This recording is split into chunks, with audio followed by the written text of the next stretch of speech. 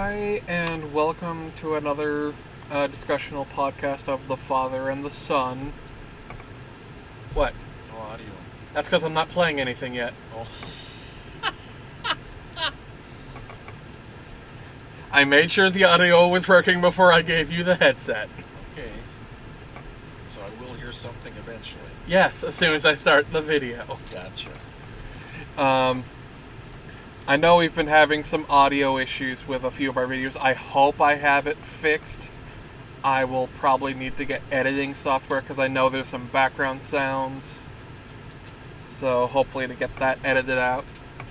But anyways, today's video is the death of heroes, how modern characters lost true strength. And the thumbnail is narcissism is not strength.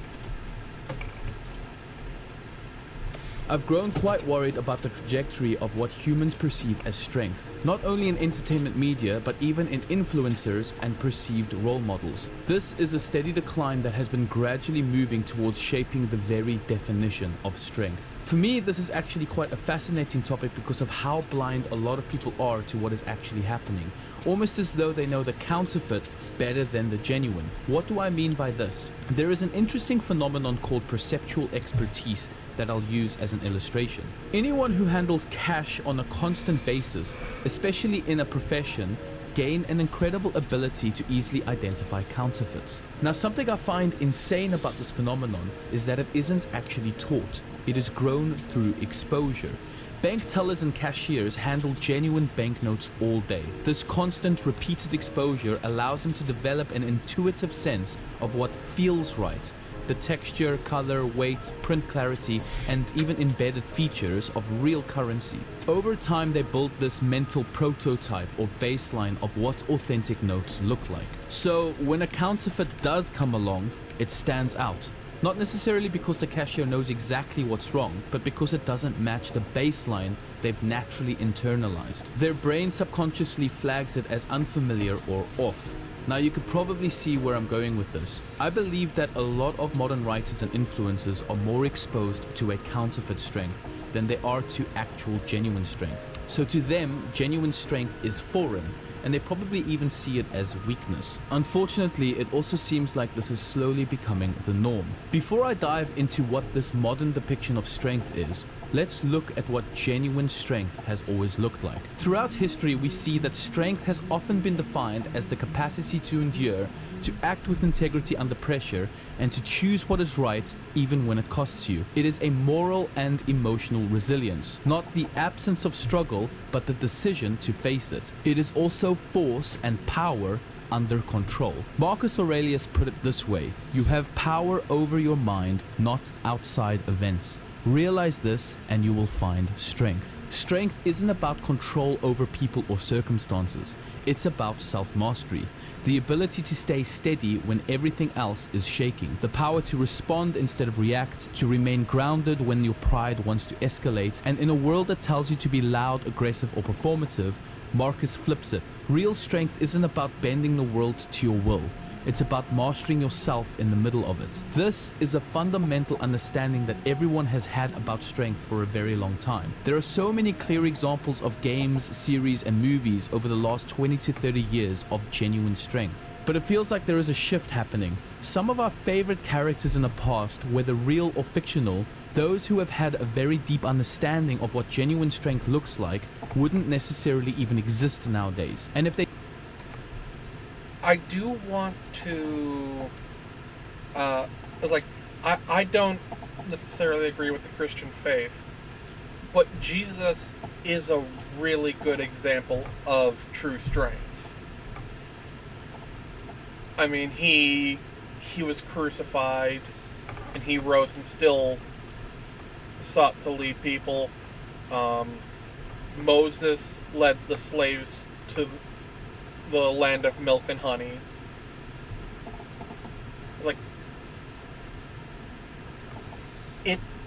I might not agree with it, but it's still a good example.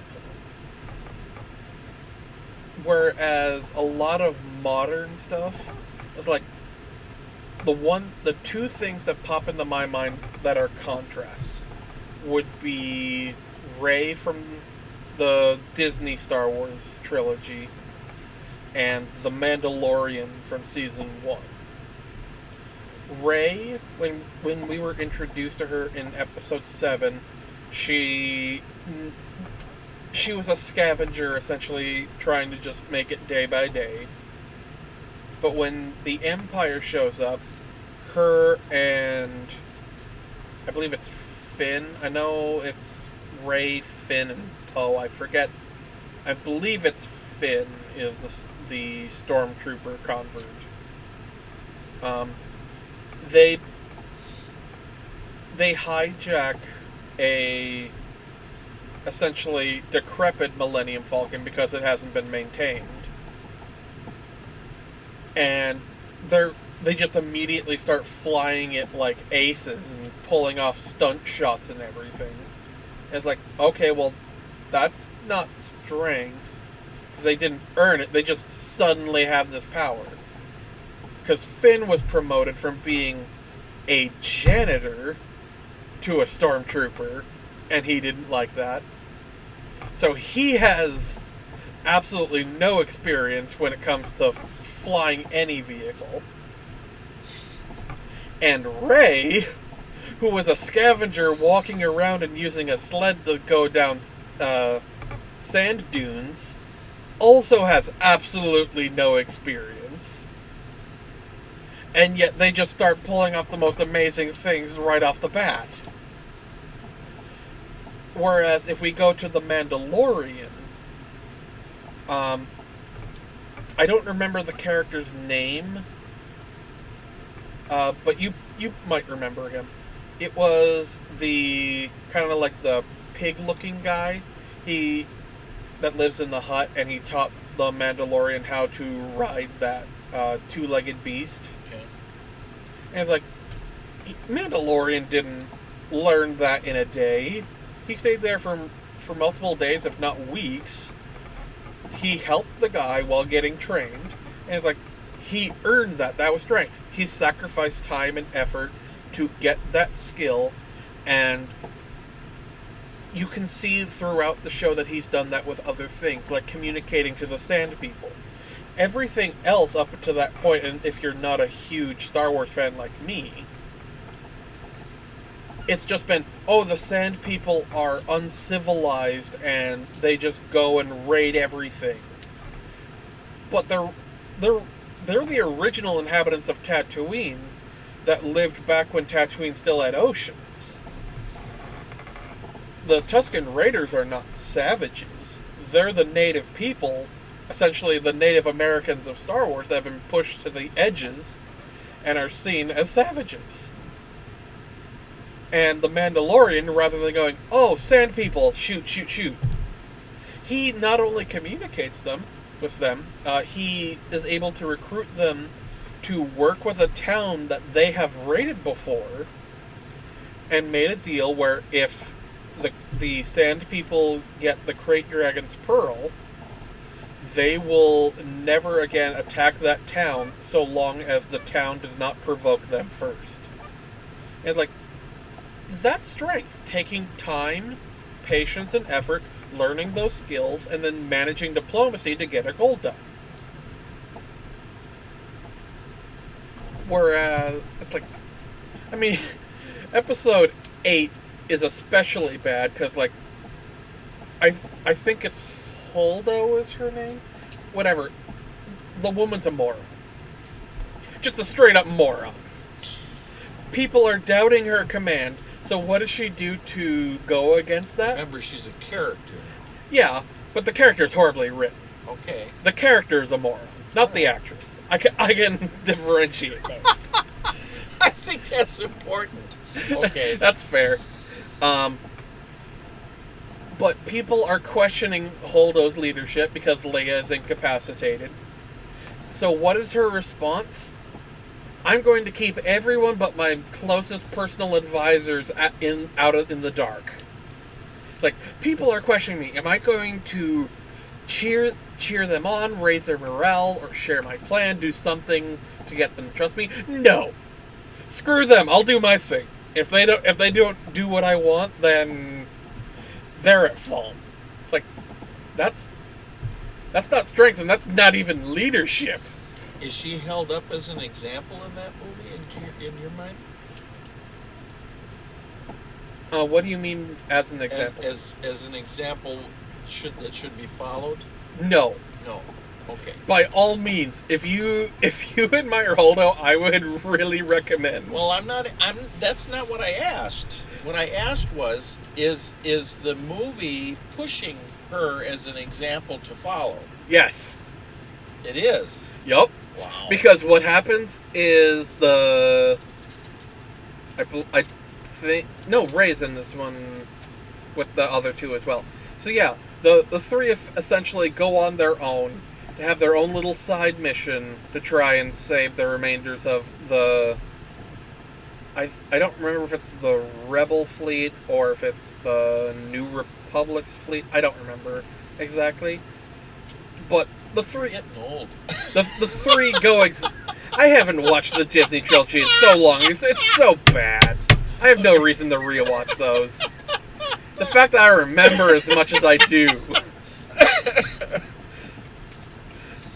Anyways, the three go on a basically side adventure trying to get help for the Rebel fleet that's fleeing from the Empire's mobile giant base, essentially. It's a super Star Destroyer that can fit, I think, like 8 Star Destroyers in itself and refuel and retrofit them. It's a moving planet as a ship, but not the Death Star kind of thing. Okay, but are we getting off the beaten path here? We were talking about what he was talking about. Now, yeah. Are you on that path? I'm getting there. So anyways, long story short, they find this, I think it's a hacker. I know he needs to translate or decrypt something. And so they get him to help. Well, lo and behold, that guy ends up turning on them and turning them into the Empire because he's a mercenary. He doesn't value any side, whichever gets him paid. So everything the main trio did ultimately blew up in their face and made the situation worse for the Rebel fleet.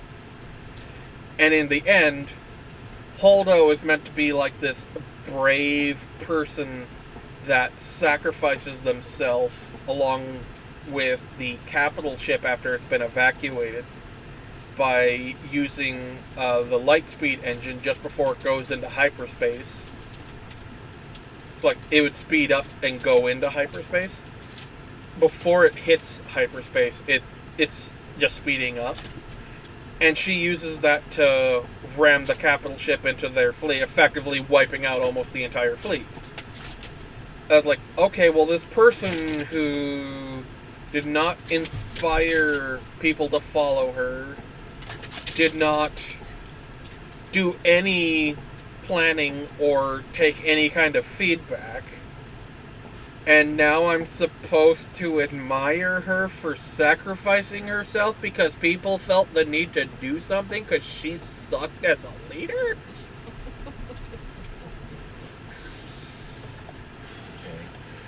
So I get the feeling this gentleman is going to try to cite something to back up his theory here. Oh, yeah. Okay. So you laid out a couple of good points here. Are we ready to go on? Yeah. Okay. I know, long side tangent. That's okay. They We're did known exist, for that. they would either be gender swapped or race swapped or even be made to look pathetic where possible. And the characters that replace them or take their throne are so poorly written that it blows my mind how they even exist. Unfortunately, a lot of modern writers simply don't understand genuine strength. Classical writers like J.R.R. Tolkien knew what genuine strength was. They knew that strength has a cost, that it takes something out of you. It doesn't leave you untouched, it leaves scars. It humbles you, it makes you even quieter. And that's the irony. The strongest people are usually the ones that don't even talk about how great or strong they are, because they've lived it, they've bled for it, and they know it's not a show. This kind of strength isn't taught, it's shaped over time. In moments of choosing silence, restraint, and endurance. It's taught through exposure. It's always incredible and actually somewhat beautiful to see characters and people who suffer or struggle still choose to do good. That's the strength that moves people. That's the strength that transforms people. But this is disappearing. Or worse, it's being replaced by a counterfeit. What is it being replaced by? Narcissism. What we're calling strength today is often just narcissism in disguise. It's not rooted in sacrifice or humility. It's about ego, attention, and the desperate need to be admired without being challenged. Modern characters, and let's be honest, many public figures too, aren't strong because they overcome anything. They're strong because the script says so, or because they say so. They don't earn our respect, they demand it. They don't grow, they're written to be right from the start. They're never wrong, never vulnerable, never in doubt. And if they are, it's used for 5 seconds of forced relatability before they're back to monologuing about how misunderstood they are. This isn't strength. It's self-worship. You see this constantly. Characters who bulldoze through others emotionally, who never listen, who never compromise, and we're told this is empowerment. But being impossible to work with doesn't make you powerful. It just makes you insufferable. Strength has been reduced to this kind of moral untouchability, a person who can't be questioned, corrected, or critiqued because they are the representation of some broader ideal. But this is dangerous because it teaches audiences, especially young ones, that personal growth isn't necessary, that virtue is a given, that the world should revolve around you because you're the main character. This obsession with self has hollowed out the archetype of the hero. We used to cheer for really good characters because they gave something up. Now we're just told to cheer because they represent some kind of demographic. The worst part? Most of the audience feels the difference. They don't always know how to articulate it, but they know something is off. These new, strong characters feel empty. Their victories don't move us. Their pain doesn't shake us. Because deep down, we know strength without selflessness, sacrifice, or love isn't strength at all. It's narcissism. Now, the problem goes deeper than just poor writing. There's now a dangerous trend that if you don't like certain modern characters or even influencers, it's your fault. You are the issue.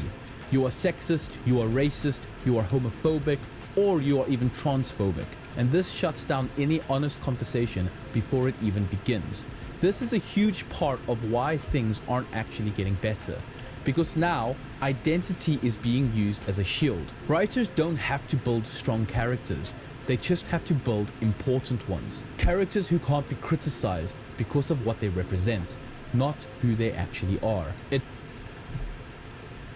And I almost completely agree with what he said. The one thing I would say differently is these people are not using identity as a shield. They're using it as a sword. Because they're shoving it in our face and saying we have to accept this. Like, it's been a commonplace thing in video games lately for just using the one he showed in the video, Dragon Age the Veilguard. The main character that you play, I don't know the name because I never bothered playing it. The main character is forced to be non-binary.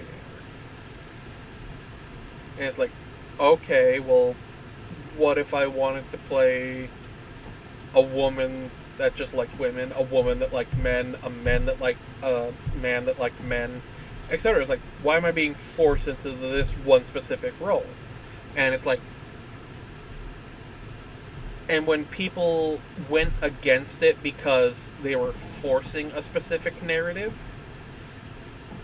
like he said, people were called transphobic, homophobic, bigots, etc. It's like, because they're using the insults as the shield, but they're using the identity as the weapon.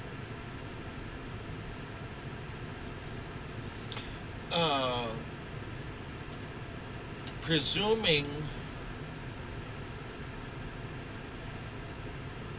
the anecdotal evidence, the critique is spot on. Now, the question is, and I'm not one who is going to be able to put together the citations to see the general trend, to point it out. This gentleman here, he makes good philosophical argument, but he's talking about a trend, and I guess where I'm still waiting to hear the proof in the pudding is, if somebody had done a counting of the number of games and the number of movies and the number of TV shows and what the percentages were of this portraying narcissistic characters as the hero, Yeah. and how that compared with previous eras, that would tell me something. Yeah. I could not get you a percentage. I can say it's definitely increasing in, like, at the very least, I would say for the games industry, it's probably approaching somewhere around 20%-ish for that kind of game. But it seems like it's finally losing steam. And so it's not an overwhelming majority. It's a significant. It's a vocal minority. Okay, all right. But the issue is that vocal minority right now controls.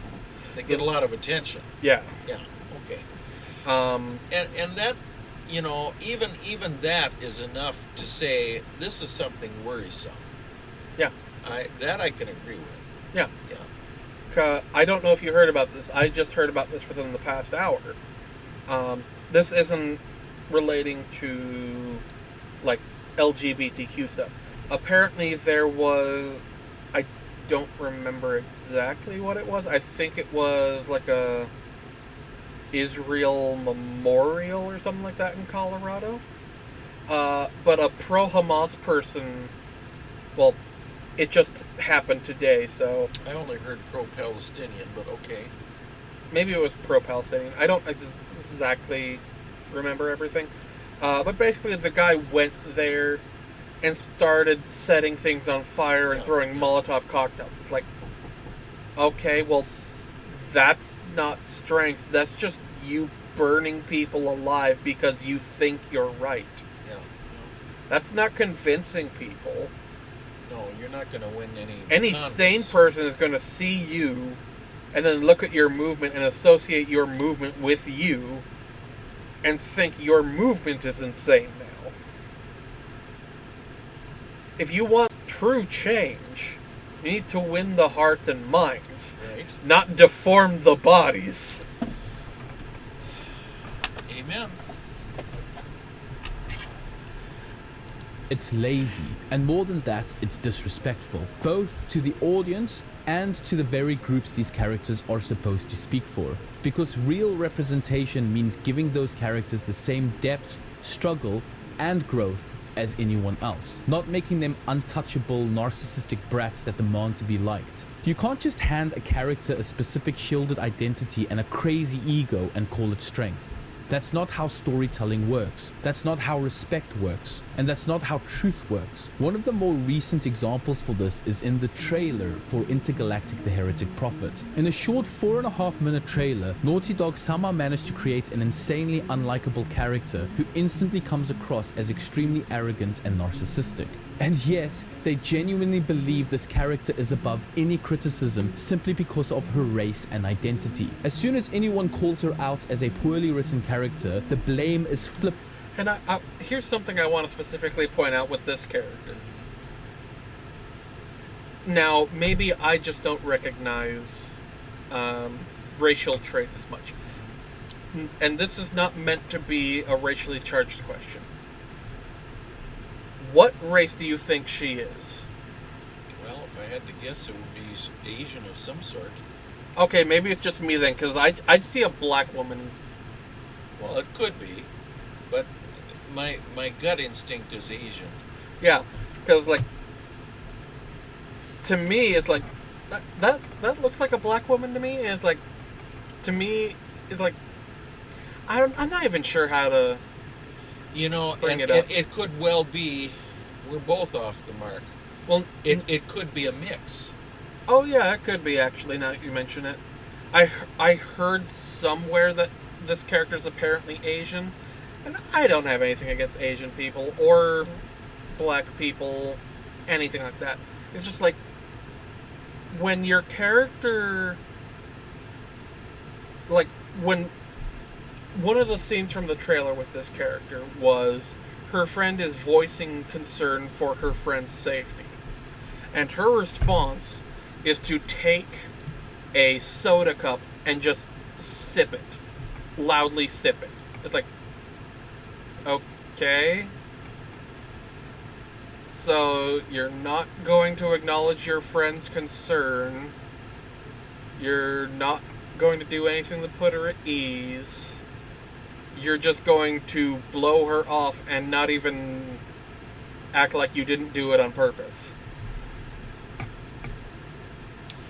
Yeah, and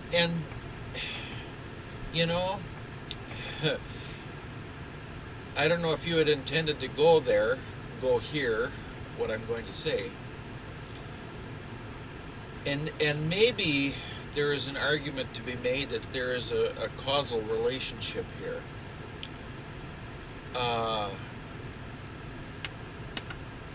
And what I'm talking about is how skills in parenting have definitely been lacking, and one could even argue in a general sense lacking even more greatly, probably over the last 50, 60 years, I suppose, to where more and more, though it's understandable why in some regards people have seen the old way of parenting, which was spare the rod, spoil the child, and of course the rod was the problem. The people, well, you know, beating your kid, right? Yeah. What's wrong with that?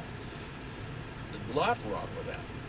But if you take the rod out and you just say discipline, okay? Yeah. It's like, now it's a healthier balance. yeah.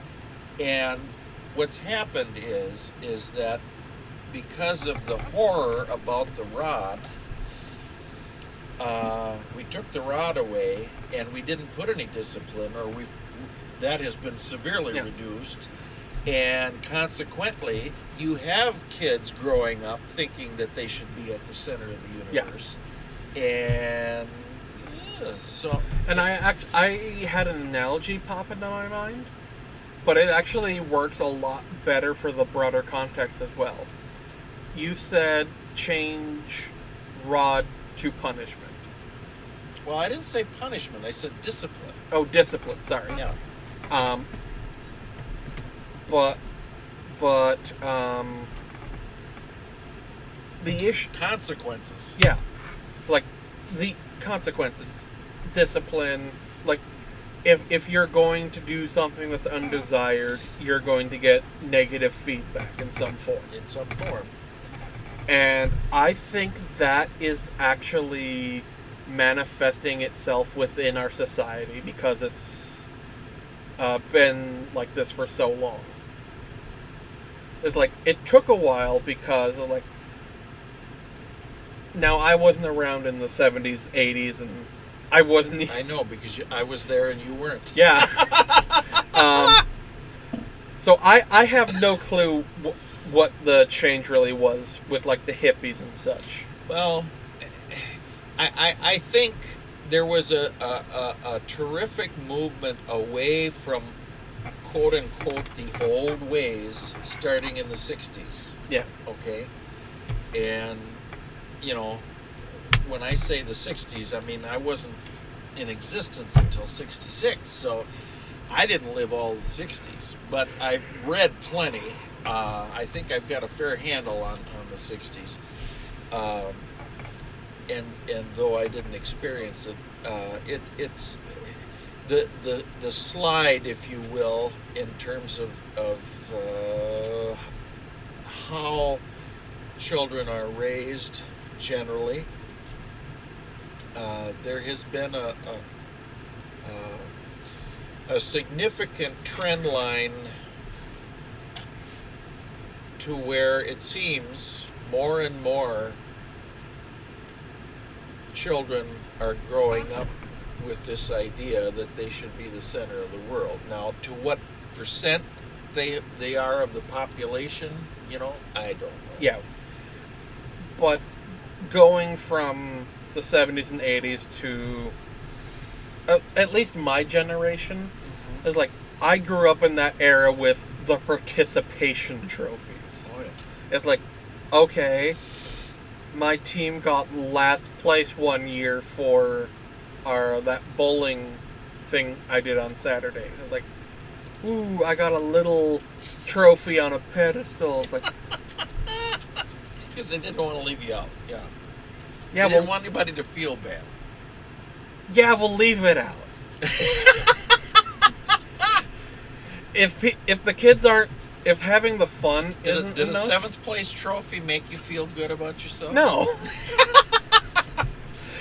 What made me good about my feel good about myself was the last year I was able to participate, and I went to state in Green Bay, and I bowled my best ever game, which was a 255. Yeah. That made me feel great. Because you earned it. Yeah. And you know what didn't help me get there? Getting an 8th place trophy. It's like, whatever. Now, if I hadn't gotten a trophy, yeah, maybe I would have felt left out. But why would I have felt left out? It would have been because I felt inferior. I would have felt I had some way to improve. I possibly would have worked on that sooner than I did. Well, and here's where a coach and a parent who are doing their job would say, listen, you don't need to feel bad about yourself. Yeah. If you want to get a trophy, if you want to improve, all right, here's some steps you can take. And it's up to you what you want to do. This doesn't reflect positively or negatively on you as an individual, as a person. Yeah. It just means that you weren't the best of all the competitors. That's all. Yeah. And being the best doesn't mean doesn't validate you as an individual. Yeah. You know.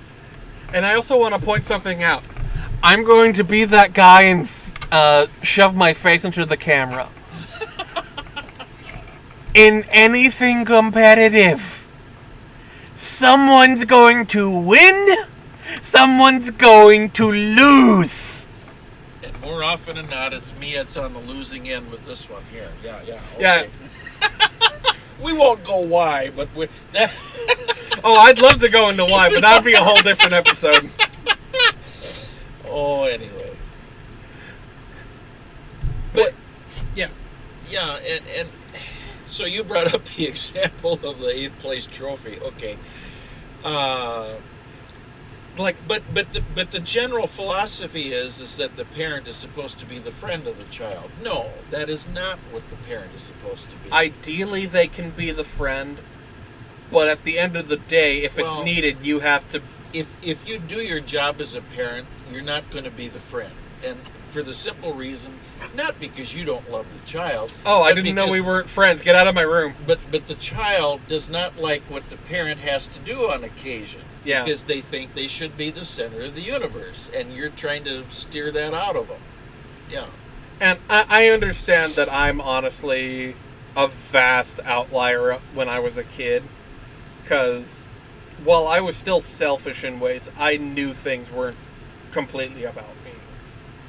I was still bratty about doing chores and such, but that's because I felt like my time was being wasted. Well, you don't have to justify yourself or not justify yourself, but let me tell you, you weren't as much of an outlier as you think.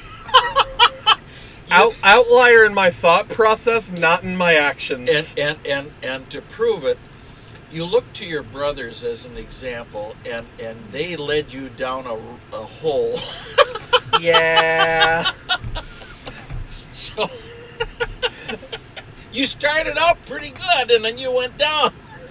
Well, yeah, but that was back when you let me boss my brothers around, and I got them to make my bed how I wanted. And Oh, I don't know about that, but anyway. but also, my number one gripe with how you and Mom raised me, I wish you guys had forced me to learn certain things earlier. Yeah. Because I did not learn how to do laundry until I was in my 20s. And eventually you guys got fed up with doing my laundry. And now I do it on my own. I wasn't doing it until I was graduated from high school. Yeah. Because my mother spoiled me.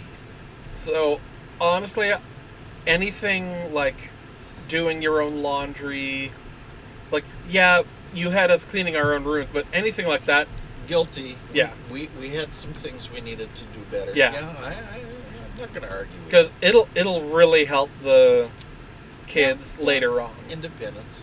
Yeah.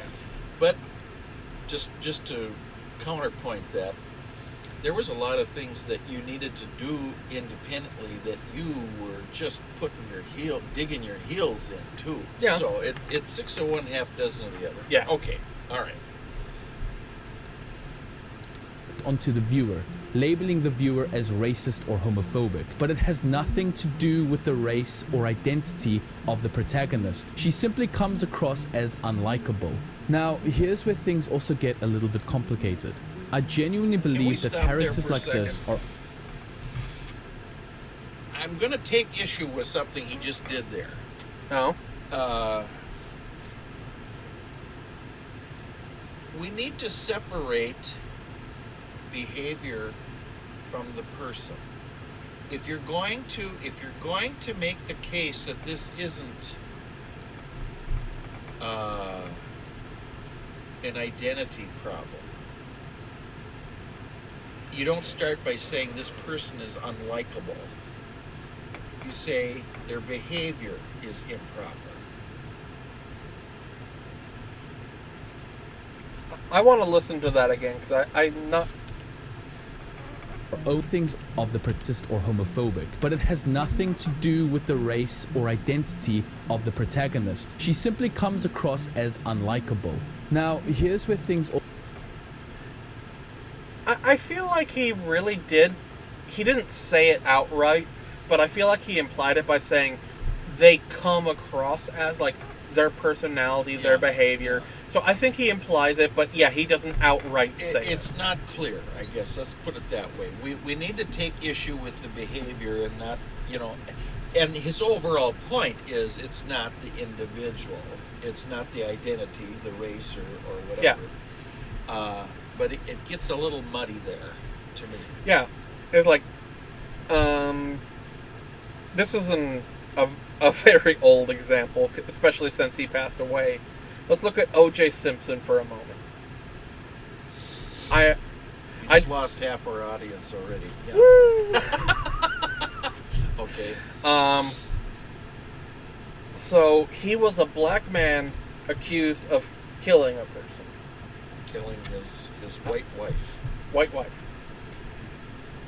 And it's like, now, is there biases and tendencies towards targeting black people when it comes to our police force? I think it's pretty fair to say there is tendencies. There's like, from what I understand with studies and such, black people tend to be pulled over more often. I don't know about other races. I really just know about black people when it comes to these studies. But I think it's a fair thing to say that black people have a bias when... No, I'm saying that wrong. The police have a bias against black people is what I'm meaning to say. But with OJ, I don't know why he was acquitted of what it was. But he was being charged because of the evidence that was there. And the lawyers that were defending him based on the evidence that was there. It wasn't like, oh, this black man killed a white woman. Whereas today, we have that thing with Carmelo Anthony, where a black guy stabbed a white guy to death. And people aren't looking at the facts. They're saying, oh, he's being arrested and he's being tried because he's black. It's like, well, I'll just share something since you were very little when the OJ trial happened. Yeah, I don't know very much about that. There was a very split country as to whether he was guilty or innocent. And there was some charge as to, they're just being racist against him and so forth. And there were a lot of people, both black and white, who in their gut just, given how brutally murdered she was, and the fact that he got into his SUV and took off and was speeding down the road, and they made a big deal of it. Every TV in the country had its picture focused on him driving down the road, and he's got this other guy in the car with him, I think, and supposedly he's trying to get him to stop, and OJ's threatening to take his own life or whatever. I don't know, but he acted guilty. Yeah. And supposedly the thing that got him off was when his lawyer, Johnny Cochran, told him to put on the glove that was found at the scene that was supposedly his, and that this was a piece of evidence that would corroborate or not the guilt of O.J. Simpson. And the problem with this demonstration, and he got away with it, was that because they didn't want to contaminate the evidence, he had to put on a plastic glove first and then try to fit the leather glove over, for starters. And secondly, the leather glove had been moist when it was picked up, and of course leather shrinks. Yeah. And so Johnny Cochran, he gets cute with his language, and he says, well, if the glove doesn't fit, you must acquit. Yeah. Which I have to say, did nobody think of bringing a replica of the glove?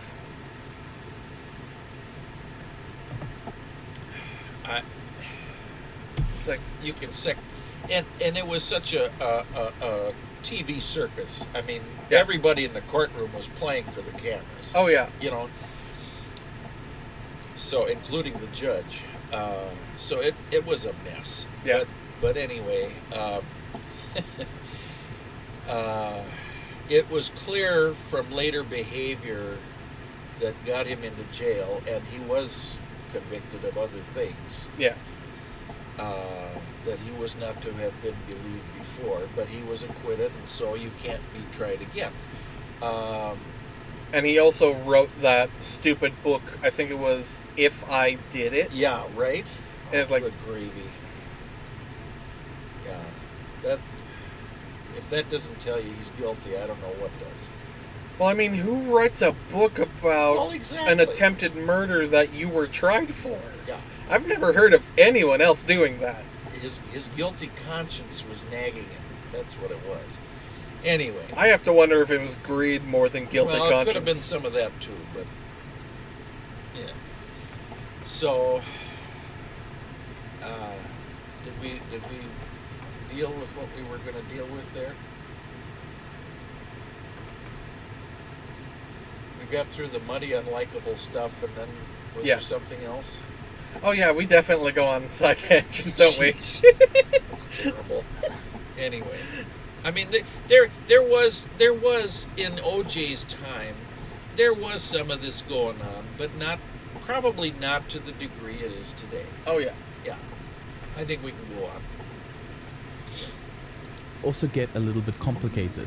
I genuinely believe that characters like this are only unlikable to those who have been exposed to genuine strength in their lives. And I can actually see how this sort of character could be likable to those who have not been exposed to genuine strength in their lives. I personally believe that fatherless homes or abusive experiences from individuals that are supposed to represent strength in our lives can create an exposure of counterfeit strength. Obviously, life is nuanced, and I personally know quite a few people who have been exposed throughout their lives to this counterfeit strength that do have a healthy view of strength now. But when you grow up without a model of earned, quiet, or steady strength, you can easily mistake loudness for confidence, control for leadership, and arrogance for self-assurance. And so a character who steamrolls over others, never listens, never bends, and acts like the world owes them something might actually look strong to someone who's only ever seen power used that way. Making characters like this completely alienates audiences, not because we're hateful or closed-minded, but because we're being told to cheer for characters that are poorly written but guilt-wrapped in a protected identity. And if we don't celebrate these characters, we get labeled and called out. But that's not strength. That's trauma with a label on it. And that's the danger. When culture starts celebrating unhealed wounds as empowerment, when fiction becomes a mirror of brokenness rather than a picture of what wholeness could look like, we stop aiming upwards and we start settling. We start calling dysfunction power, not because it is, but because it's all some people have ever known. You can see this play out in real life. Take someone you believe to have narcissistic qualities, whether a public figure or someone in your personal life. They could be popular, charismatic, and quick-witted, sure. But what you're really witnessing more often than not is just ego dressed as strength. They rarely or never admit when they're wrong. They often talk over others and position themselves as the smartest in the room without actually doing the harder work of listening, learning, or sacrificing. That's not strength. That's a performance of a false perception of strength. And for a lot of young people, especially those without real mentors, that kind of performance can be convincing. Because if you've never or rarely seen genuine strength in your life, the kind that leads by example, that serves others, that admits failure, that shows genuine humility, then the counterfeit could look strong. C.S. Lewis once said, "We make men without chests and expect them virtue and enterprise. We laugh at honor and are shocked to find traitors in our midst." In other words, we strip away the soul of real strength, the virtue, the responsibility, the self-mastery. We laugh and mock the real thing when it is displayed, and then we're surprised when the people we elevate as heroes don't act like heroes at all. When we confuse narcissism for strength, we don't just warp our stories, we warp our expectations of ourselves and each other. People start performing instead of growing. They protect their image instead of building character. They become addicted to being right instead of learning how to be wise. And the worst part, they start to believe that vulnerability is weakness, that empathy is a flaw, that asking for help is a failure. Real strength doesn't need to be loud. It doesn't need applause. It doesn't need a platform. It grows in silence, through trial. It's something you become, not something you declare. So the question becomes, what kind of strength are we trying to build in ourselves? And what kind of strength are we celebrating in others? Because if we don't know the difference, we'll keep clapping for the counterfeits while the real thing quietly slips away. So let's come back to the real thing. Real strength is not perfection. It's not dominance. It's not being the loudest person in the room or the most unshakable or unteachable in the spotlight. It's the man who stands alone for what is right, even when it costs him everything. It's the woman who forgives what the world says is unforgivable. It's even the leader who kneels before they command. It's not found in applause. It's found in sacrifice. Look at historical figures such as Nelson Mandela, who grew up under the apartheid, imprisoned for 27 years, and instead of coming out bitter and vengeful, he led a nation towards healing and reconciliation. That's strength. Look at Corrie ten Boom, a woman who lost everything in the Holocaust, including her sister, and yet she chose to forgive the man who was responsible. That is strength. Look at Martin Luther King Jr., who faced death threats, violence, and prison, yet he met hatred with peace and injustice with love. That's strength. And finally, look at Jesus. Whether you believe in him or not, there is no figure in history who better embodies strength through sacrifice. He had power, authority, a following, and yet chose the path of suffering. He didn't destroy his enemies, he forgave them. He didn't demand loyalty, he washed feet. He didn't save himself, he gave himself. And in doing so, redefined strength not as dominance, but as self-giving love. Real strength isn't about appearing invincible. It's about remaining faithful, honest, and loving even when you feel broken, especially when you feel broken. These people didn't become strong by demanding the world revolve around them. They became strong by laying something down, their comfort, their ego, their vengeance, and their lives, for the sake of something or someone greater. So maybe it's time we relearn what strength actually is. It's not the power to dominate. It's the courage to endure, the humility to grow, the grace to forgive, the wisdom to wait, and the character to keep going, especially when no one is watching. Thank you guys for watching this video, and thank you so much to my Patreons for... Amen. Yeah. It's like, I pretty much had to force conversation in some places because I don't think either of us really disagrees when it comes to this video. No. The only thing I could bring up here, it was running through my mind, is aside from videos like this that are put out onto social media, how, I think it's worth asking the question, how do we effectively persuade, or better still, I think,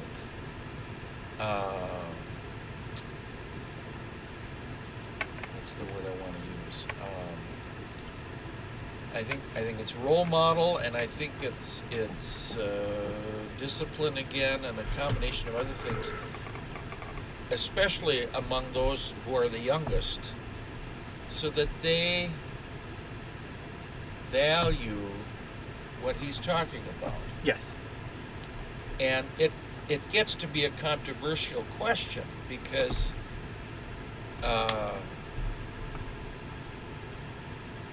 either the kid says, well, you're not my parent, or the parent says, how dare you tell my kid what to do, you know.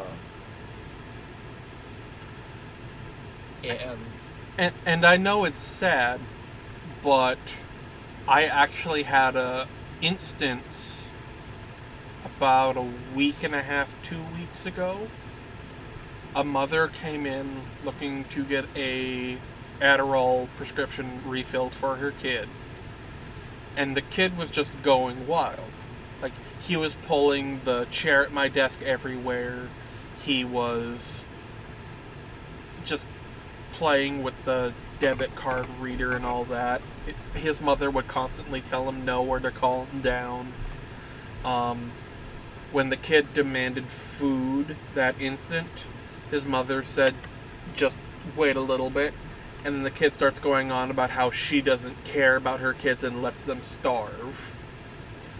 And then the kid starts tugging on what the lady called her bad arm. I'm guessing she has some kind of pain or something in there.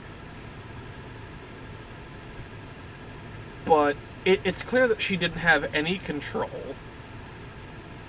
And the kid was just bullying. Yeah, he was bullying the parent. And it was pretty clear to me that the mother was depending on the medication to parent the kid. Well, except be careful now, because you don't know the whole situation. Is she a single mother? If she's not, is the co-parent enabling the child to behave this way? Is there something mental health going on that we don't know about for the child? Yeah. So there could be a number of factors, but, Yeah. but generally speaking, on average, it isn't unreasonable to say the vast majority of the kids, if they are disciplined when they are younger, when they get to that age, this shouldn't be a problem. Yeah. But I do want to counter your mental illness bit. Let's say the kid had autism. Well, I'm no mental health expert here. I'm just saying, if there is some, Yeah. But what I was going to say is, let's say the kid has autism. The experts, from what I understand, suggest that you treat a kid with some kind of mental health issue as if they were a normal kid. Because otherwise they're going to get that idea that they're special, they can get away with more.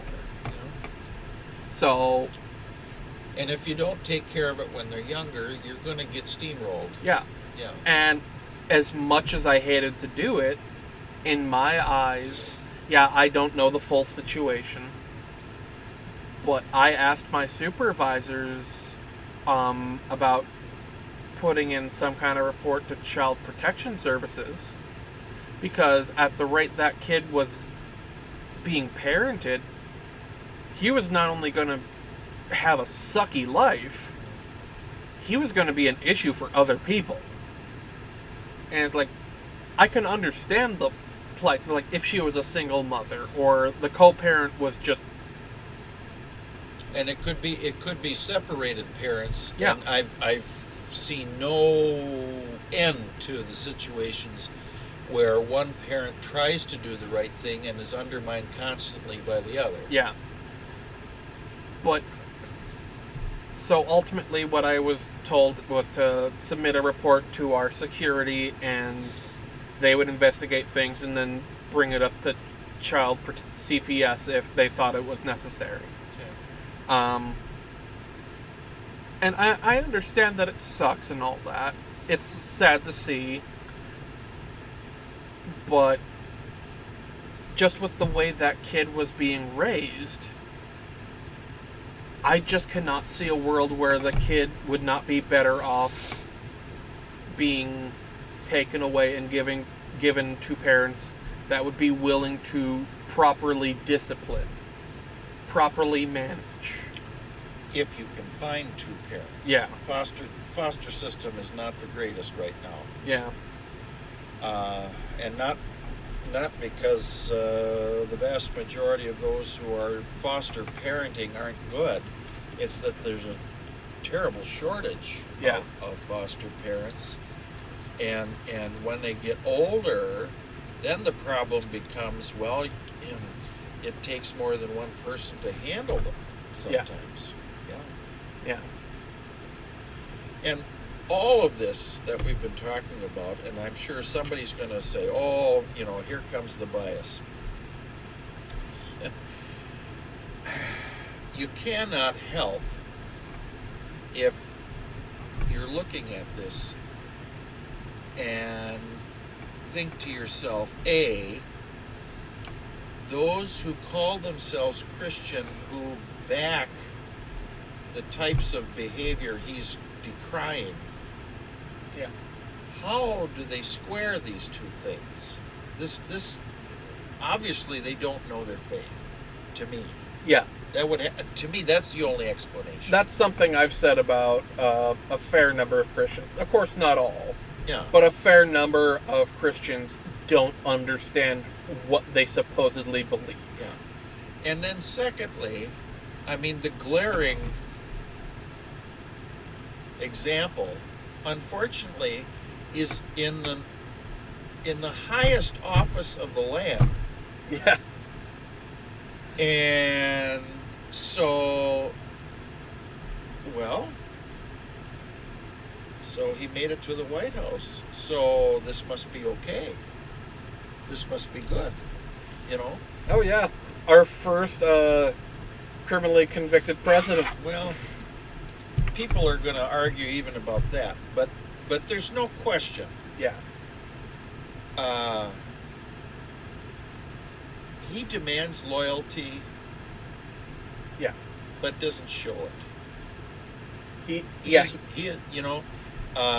if somebody has become a liability to him, he doesn't show loyalty. It's like, I want to point it out.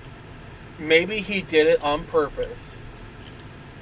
But when January 6th happened, like within the days afterwards, he said he was going to pardon all the people that took part in January 6th. But he did not do that. And then we had Biden for 4 years. Yeah. And then he comes back on a platform, I'll pardon all these people, and then he does it. It's like, okay, well, did he do it just because he didn't feel like it? Or did he do it because he wanted to wait 4 years and use these people as a scapegoat? Well, he didn't know if he was going to be reelected or not. He knew he was going to try again, but he didn't know if he was going to be reelected. Yeah. But yeah, so he let, in my mind, he let those people down. But for whatever reason, most of them didn't feel like they were let down. Figure that one out. Yeah. I don't know. And But it's been a while since I've heard, but apparently a lot of the people that got released immediately got arrested again for breaking the law. many of them did. Yeah. What does that tell you? And now you get this Crisley Knows Best couple. I don't know who that is. Well, that's okay. They were indicted and convicted on major tax fraud. Oh, the ones that Trump pardoned. Yeah. Yeah. Yeah, I know about the pardon. I haven't heard of them until this. You tell me, of all the people that Donald Trump has pardoned, what percentage of them are actually sorry for what they did? None. And how many are sorry they got caught? All of them. Yeah. Okay. Yeah. And If a president of the United States truly is a role model, that shouldn't be the case. yeah. And there's one last thing I want to bring up.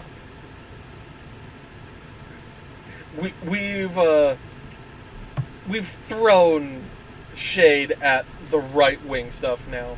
I want to throw one other thing at the left wing. Oh, and by the way, let's make sure that the people out there know that we're not just biased in one direction.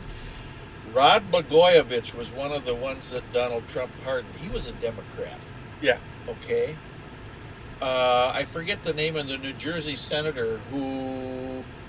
The one who had the gold bars. Yes, exactly. He was a Democrat. Yep. I know there's other examples.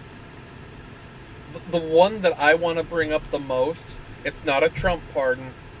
It is Jake Tapper. Screw that man. Uh-oh. He... Be careful now. I don't care. I know, but you should. It's my opinion. My opinion is you can screw have that. an opinion, but be kind. Don't be nasty. Well, it's pretty clear to me that he's not a true journalist anymore. He's doing it for the greed. Because So? because he is releasing a book on Joe Biden's White House Yeah. that people have to pay for information that he should have disclosed as a journalist for free on his effing news network. That is a major conflict of interest. Yeah. He is Okay. abusing his power as a Interesting. mainstream media quote-unquote journalist to make personal wealth.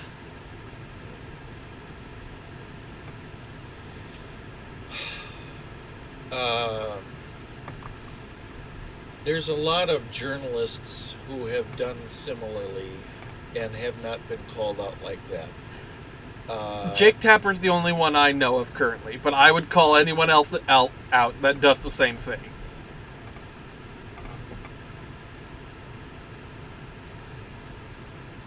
Well, the difference being is that what you're saying is this is information that hasn't been released to the public. Yes, from what they're saying, it is exclusive interview stuff, like private day-to-day stuff, that he is locking behind the paywall of a book. Well, let's stop and think about this for a second. If he had written an article, he would have to, well, of course, you've got plenty of unnamed sources out there. He would have to come up with some way to substantiate what he's writing, or it would come out as slander, wouldn't it?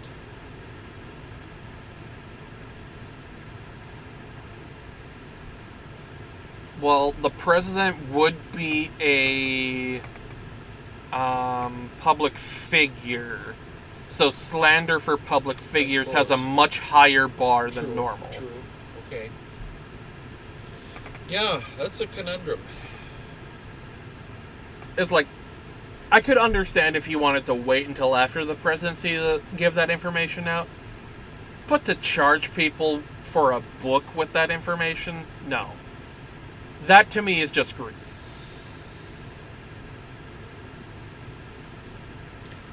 A book would be something where he gives his insights, or he gives his perspective on things Yeah. that he saw that wouldn't ordinarily be a part of a... Yeah, heck, he could have put out all the details of what he saw, and then put out a book on his insights and what he thought of it all.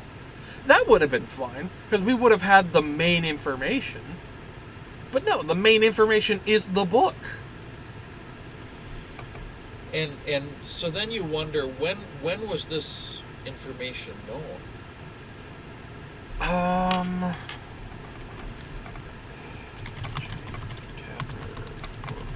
Speaking of tangents, Axios, Original Sin, President Biden's Decline, his cover-up, and his disastrous choice to run again. Published on May 20th, so about 10-ish, 11-ish days ago, by Penguin Press. Nonfiction delves into the alleged concealment of President Joe Biden's cognitive and physical decline by his inner circle during his presidency and re-election campaign. well, maybe, yeah, I don't. It says 200 interviews primarily with Democratic insiders. The book examines pivotal moments leading to the election, including Biden's performance in the debate. Well, okay, 200 interviews. That takes a long time. And to distill all the information that you're talking about into an article or even a series of articles is going to take a long time. And then you've got to have a newspaper publisher willing to run a string of those articles. And I'm thinking, without the book, it might be the case that to do justice to the fullness of the information, he may have needed to do a book. I don't know. But why would it be Jake Tapper's then and not CNN's? Since he's a journalist for CNN. Because he did all the work. Yeah, but all the work that he collected while working under CNN's payroll, that work would belong to CNN. Well, I don't know what his contract says.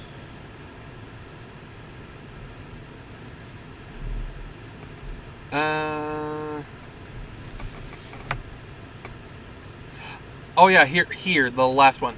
The book has sparked significant controversy. Critics have questioned the timing of its revelations, noting that Tapper had previously dismissed concerns about Biden's health. So, Well, okay, but let's be careful. yeah, because I would definitely have to look up video clips to verify. we need the information that he has Oh wait, The very next one, he admits it. In response, Tapper expressed regret for not addressing these issues earlier. Okay, so we don't need to look up a clip. Okay. He just admits it. Well, and I suppose the liberal bias of this particular reporter hangs on because he didn't want to hurt the chances of Biden or Harris or whatever, and so they withheld that. I don't know. He makes a general statement, expressing regret for not addressing these issues earlier. Is that a sorry, I'm not sorry? To me, that is. Because if that was the case, he still could have done it after Kamala, whatever, became the nominee after Biden dropped out. And he decided not to do it until months after the election. Almost half a year. Well, it is the system we have. I don't like it. I wish more people had integrity in and it's like what they say and what they do. But anyways, going back to my point, this is the exact opposite of strength. If Tapper had strength, if he had sacrifice, he would have given up on the personal wealth to better the knowledge and understanding of the people as personal wealth and quite possibly putting the finger on the scale. Yeah. No. Plus, if he had come out sooner and talked about this, maybe we wouldn't have gotten stuck with Kamala as the nominee. Comma. Say comma. Kamala. Thank you. It's just respect. That's all. Fair.